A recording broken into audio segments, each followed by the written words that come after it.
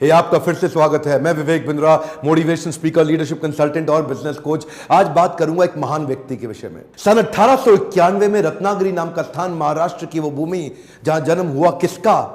एक profound powerful दलित leader का, एक ऐसे शक्तिशाली पॉलिटिशियन, वुमेन इमेंसिपेटर, एक इकोनॉमिस्ट, एक प्रोलिफिक राइटर, एक थियोरिस्ट, एक ऐसे महान व्यक्ति जो कि बुद्धिज्म का रिवाइवलिस्ट भी था, ह्यूमन राइट प्रोफाउंडर और eminent scholar, razor sharp intelligence. नाम था इनका डॉक्टर भीमराव रामजी अंबेडकर। छोटी उम्र में ही ये रत्नागिरी से सत्तारा नाम के स्थान, महाराष्ट्र के अंदर जो पुणे के नजदीक है, वहां शिफ्ट हो गए। इनकी माता का देहांत हो गया था छोटी उम्र में। बचपन से ही बड़ी दिल को दहला देने वाली, दुखी कर देने वाली, एक बच्चे को आतंकित, पीड़ित कर देने वाली, तंग करने वाली, परेशान करने वाली कठिनाइयों के दौर से ये गुजरे।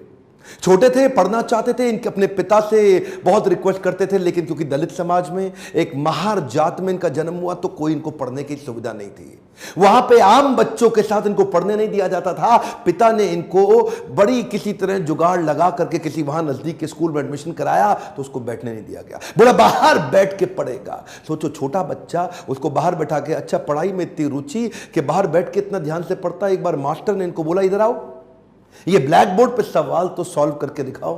अच्छा, ये ब्लैक बोर्ड पे सवाल सॉल्व करने गया तो अचानक बच्चे चिल्लाए, मास्टर जी नीची जाति का है। और इतना ही नहीं, बच्चे चिल्ला के भागने लगे ब्लैक बोर्ड की तरफ। ये हैरान हुआ क्यों भागे। तभी देखा सारे बच्चों ने अपने अपने टिफिन उठाए, वहां से उठा के पीछे करने लगे, धक्का मारने लगे। क्यों? उनको डर था इसकी परछाई से इनका खाना अपवित्र ना हो जाए।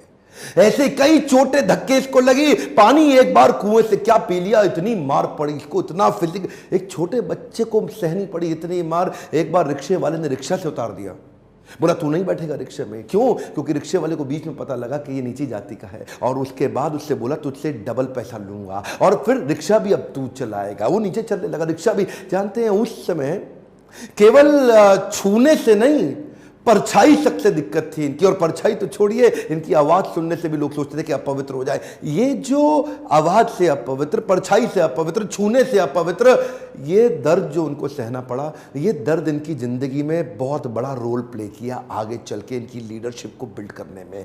जानते हैं, संस्कृत नहीं पढ़ाई जा रही थी। बोलते संस्कृत तो ब्राह्मणों के पढ़ने के लिए, तेरे पढ़ने के लिए तो है नहीं, स्कूल से निकाल दिया जाता था। तो सायाजी महाराज गायकवाड़ नाम के एक राजा वहीं हुआ करते थे, जिन्होंने इसकी तकलीफ को समझा और वो इनकी तकलीफों को पहचानते थे। बहरहाल इनकी पढ़ने की इतनी इच्छा को देख के उन्होंने इसको स्पॉन्सर किया, स्कॉलरशिप दी, ताकि ये जाके वेस्ट में लंबी पढ़ाई कर सकें। देखिए, ध्यान दीजिए, बात आज की नहीं है, बात 110 साल पुरानी है। 1908, 1909, उस समय एक सबसे निचले पायदान से उठा हुआ महार जात का लड़का जाकर के इंटर करके आया इंग्लिश में मुंबई से। उसके बाद वहीं बीए करी, पॉलिटिकल साइंस और इकोनॉमिक्स में। रुका नहीं, तुम मुझको यहां नहीं पढ़ने दोगे, मैं जाऊंगा दुनिया की बेस्ट यूनिवर्सिटी में, रोक के तो दिखाओ। और वही स्कॉलरशिप लेकर के निकल गया न्यूयॉर्क, कोलंबिया यूनिवर्सिटी जाकर के उसने पहले तो एमए करी, पॉलिटिकल साइंस, इकोनॉमिक्स, हिस्ट्री और सोशियोलॉजी में। उसके बाद पीएचडी करने निकला। यहां नहीं रुका, लंदन स्कूल ऑफ इकोनॉमिक्स चला गया। लंदन स्कूल ऑफ इकोनॉमिक्स जाकर वहां एमएससी किया, उसके बाद लॉ की पढ़ाई किया, फिर उसके बाद डॉक्टरेट किया, किताब के ऊपर अपनी थीसिस लिखी। ये वही किताब थी जिसके ऊपर आगे जाकर के रिजर्व बैंक ऑफ इंडिया को बनाया गया। महाराजा और बड़ौदा से उनका प्रेम इतना था ना, वो जो सायाजी गायकवाड़ जिन्होंने इनको स्कॉलरशिप दिया था, पढ़ने में इनकी मदद करी थी, दुनिया भर में पढ़ के उनका प्रेम भूले नहीं, वापस उनके पास आ गए। बोला आप दुनिया भर में पढ़ के आए हूं, आपकी सेवा में आना चाहता हूं। तो उनको मिलिट्री सेक्रेटरी की नौकरी दे दी गई, और उस समय ये नौकरी बड़ी मानी जाती थी। अब ये बड़ी पदवी पे तो आ गए थे, लेकिन वो छुआछूत ने इनका पीछा थोड़ी छोड़ा। वहां भी जो सरकारी पियोन होता था ना, वो उनको फाइल दूर से फेंक के दिया करता था। बोला तू नीच जात का है, आज गद्दी पे बैठ गया तो क्या, दूर से फाइल फेंकते थे, उसके पास नहीं जाते थे। उनको खाने के लिए बोलते थे बाहर जाके खा। आज भी वो कुएं से पानी नहीं पी सकते थे, इतनी एग्जॉल्टेड पोजीशन पे। बाबा साहब अंबेडकर की तकलीफों का सिलसिला थमा थोड़े ही।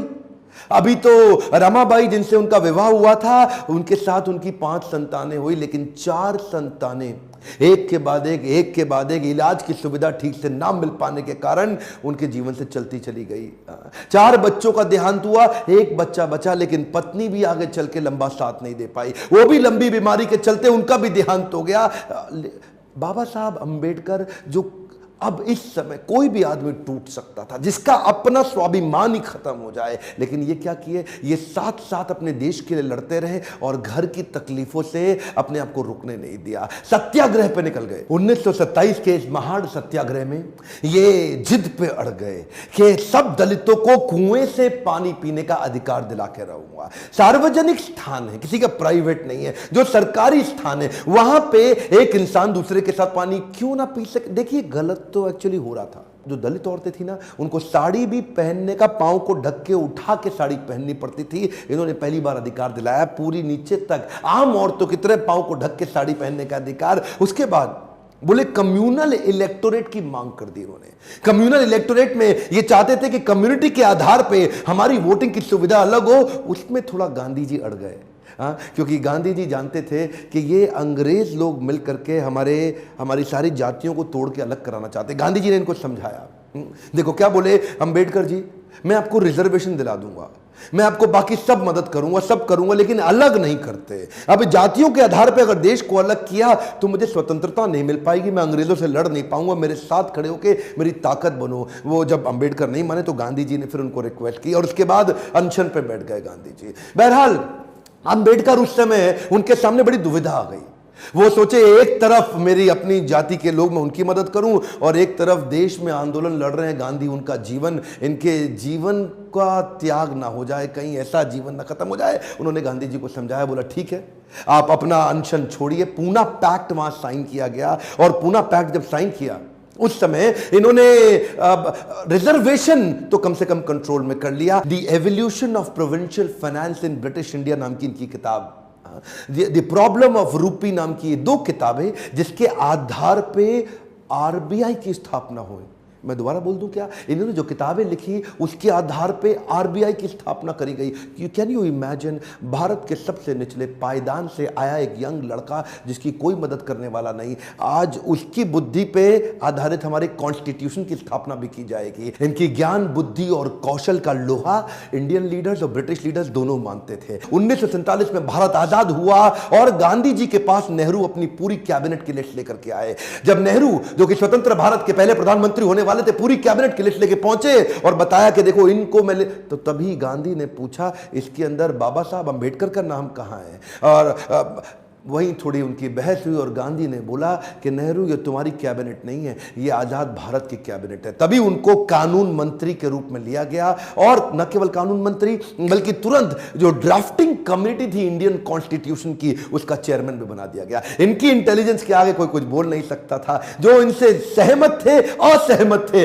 दोनों जानते थे कि इस आदमी में बुद्धि बहुत है। बहरहाल मन तो है कि मैं घंटों तक इनके विषय में बात करूं, एक्चुअली मन भरता नहीं है इनके विषय में बात करते हुए। इतने बुद्धिमान व्यक्ति, आगे चल के इन्होंने हिंदू कोड बिल और महिलाओं के लिए बड़े कानूनों के अंदर कई बदलाव लाए। ये वो पॉलिटिकल लीडर नहीं थे जो सत्ता के लिए लड़ते थे, ये लड़ते थे उनके लिए कि देश में कमजोर हिस्से को उठाना देश के हर लीडर की जिम्मेदारी। एक वन मोर टाइम ध्यान दीजिए, चाहे वो महिलाएं हो, चाहे वो जाति धर्म के आधार पे हो, कमजोर हिस्से को आगे बढ़ाना, सपोर्ट करना, तभी देश आगे चलेगा। खुशहाली आएगी तो फायदा सबका होगा। कम ऑन ध्यान दीजिए, पूरे देश में खुशहाली आएगी तभी फायदा सबका होगा। इनकी भाषा में, इनके भाषण में, इनकी चर्चा में, इनके आचरण में, इनकी किताबों में और ड्राफ्टिंग कमेटी में चेयरमैन होते वक्त कॉन्स्टिट्यूशन को लिखने में सहनशीलता लगातार दिखती रही। अहिंसा परमो धर्म, बौद्ध धर्म को अपनाने लगे। आत्मवत् सर्वभूतेषु, भागवतम में बताया गया है कि बौद्ध धर्म में आत्मवत् सर्वभूतेषु, सभी जीवात्माओं को अपनी तरह देखना चाहिए। ये जो समान दृष्टि देने का उन्होंने प्रयास किया, ये उसके बाद ये बौद्ध धर्म को स्वीकार करने चले गए। आखिरी तक काम प्रेम से करते रहे, किसी से लड़ाई नहीं लड़ी। आपके लिए क्या मैसेज है इसमें? एक मैसेज लेके जाइए, एजुकेशन इज द टूल। पूरी जिंदगी में सबसे निचले कमजोर तबके को उन्होंने उस एजुकेशन के बल पे तो खड़ा किया। ये लगातार जो पढ़ते रहे लोग इनके सामने चुप, इनकी एजुकेशन के चलते तो हो जाते थे। कोलंबिया यूनिवर्सिटी आगे चल के इनको number 1 scholar in the world की उपाधि से नवाजा गया। देश ने इनको भारत रत्न दिया। एक बात समझ लीजिए, इनके बराबर लीडर पृथ्वी में गिनती की होते हैं, परसेंटेज में नहीं होते। लर्निंग क्या है? Education is the tool. Entertainment के तो बहुत चैनल होंगे यूट्यूब पे, पर मैंने एजुकेशन का चैनल बना है, कोई एंटरटेनमेंट नहीं है इधर। और देश को भीमराव रामजी अंबेडकर के विषय में एजुकेट करना, उनके संघर्ष के बारे में बताना मेरी आपकी पूरे देश की जिम्मेदारी है। बताइए तो सही लोगों को कैसे संघर्ष से उठ के खड़े हुए हैं। शेयर करिए वीडियो, जिसको हो सकता है, जिसको इंस्पिरेशन मिल सकती हो, कमेंट बॉक्स में बताइए। अगर किसी और लीडर का वीडियो देखना चाहते हैं लाइक करिए। अगर थोड़ा भी वीडियो पसंद आया, जितने लाइक उतना मेरा उत्साह बढ़ेगा। बताइए कि आपको कैसा लगा ये वीडियो। सब्सक्राइब करिए, बेल आइकॉन हिट करके दूसरों से भी करवाइए। मेरे साथ जुड़े रहने के लिए प्रेम पूर्वक हर बार की तरह बहुत बहुत धन्यवाद।